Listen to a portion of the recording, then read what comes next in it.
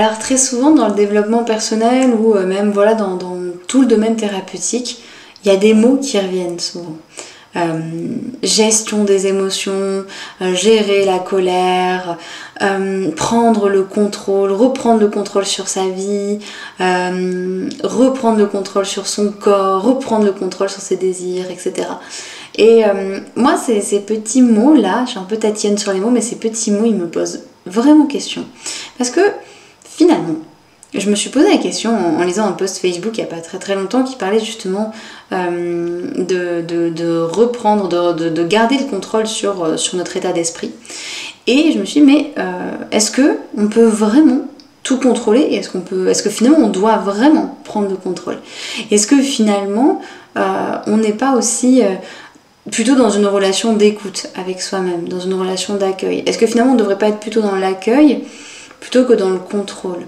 Moi je pense pas qu'il faille contrôler ses émotions au point de les limiter ou de les bloquer.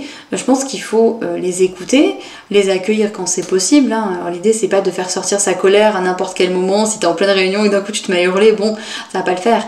Mais au moins de la reconnaître, de dire ok la colère là je t'ai entendu, j'ai vu que t'étais là, écoute je vais aller dans mon bureau, je vais écrire un peu et je vais pouvoir faire sortir tout ce qu'il y a besoin de sortir à ce moment-là, mais pas tout de suite, mais en tout cas je t'ai entendu. Et non pas dire ah j'ai vu, je suis en colère mais c'est pas grave, je resterai souriante quoi qu'il arrive, je m'en fiche, la colère hop au revoir.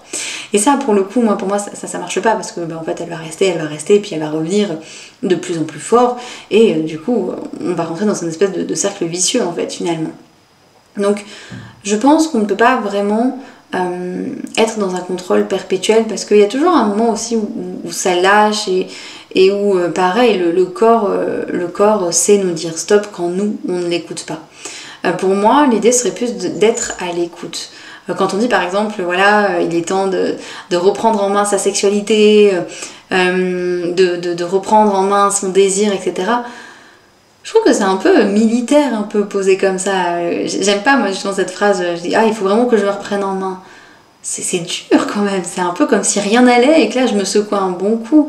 L'idée, ce serait peut-être plus de dire, bah tiens, je vais être à mon écoute. Il est peut-être temps que je sois à mon écoute pour savoir de quoi j'ai besoin, pour savoir quels sont mes désirs, pour savoir qu'est-ce qui me fait envie.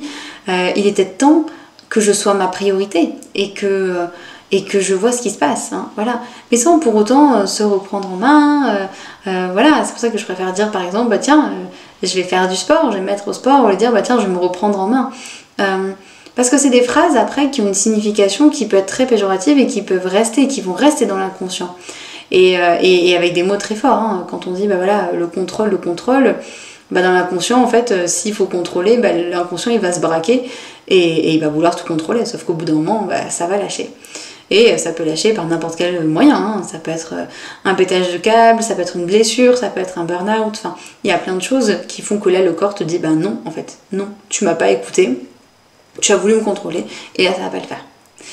Donc, mon invitation, en fait, parce que c'est plus une réflexion un peu philosophique, et si je la remets dans le contexte de la vie amoureuse, de ta vie de couple, l'idée, ça va pas être de reprendre de reprendre le contrôle de ta vie amoureuse, de contrôler tes émotions dans ta relation, mais plus d'être à l'écoute en fait. Et plus tu vas être à l'écoute, plus tu vas pouvoir communiquer à l'autre comment tu te sens, lui communiquer quand tu as une émotion qui est là, sans la lui balancer à la figure, parce que c'est pas l'idée, mais pouvoir la lui partager, pouvoir aussi être à l'écoute de toi et de savoir de quoi tu as besoin dans votre sexualité par exemple.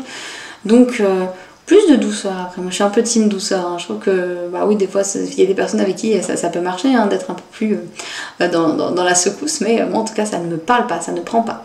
Donc voilà, plus cette idée d'être dans la douceur, dans l'écoute et d'être là, ok, qu'est-ce qu'on fait, comment on peut travailler avec tout ça, et moi je pense que la douceur, l'écoute, c'est quelque chose qui met plus de temps, peut-être que voilà, c'est un rythme plus lent, mais qui s'installera de manière beaucoup plus progressive, beaucoup plus pérenne finalement dans ta relation et même dans ta vie en général.